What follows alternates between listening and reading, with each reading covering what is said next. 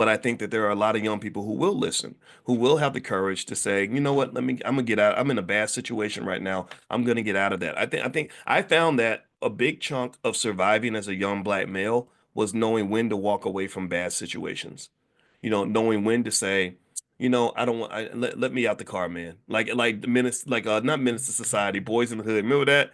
Where Doughboy's driving the car and Trey he says, "Hey Doughboy, let me out the car, man." Right? Like just having that discernment.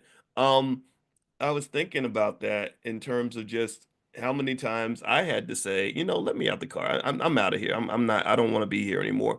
I remember being at a bachelor party one time, and it was in Atlanta, so it was ratchet. And the groom had like these like strippers and stuff, and then the room got loud, and it was the only time I was ever in the room with strippers. I had to do that because I was one of the groomsmen, and it was my job to watch over the groom. And I was like, man, you got me up in here in this weird place. But anyway, so just to be honest, that stuff that's not fun for me. There's nothing thrilling about cheap sex, honestly. I like meaningful things. So anyway, but I was fascinated. Strippers are very athletic, by the way. I asked one of them, I said, you did you do gymnastics in high school? Because you got really strong calf muscles. And so she's like, yeah, I did. And of course, they're all working their way through college. That's always funny too. So anyway, so we were in this room, and the police guy called because the noise got loud.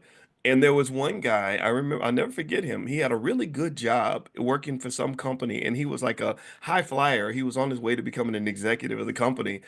And he just casually came over to the group. He said, "Hey man, yeah, yo, I gotta get. I'll see you later, man." And he gave him five, and he walked out the door. And I remember thinking that was such an intelligent decision because what he was doing was he was doing a risk assessment.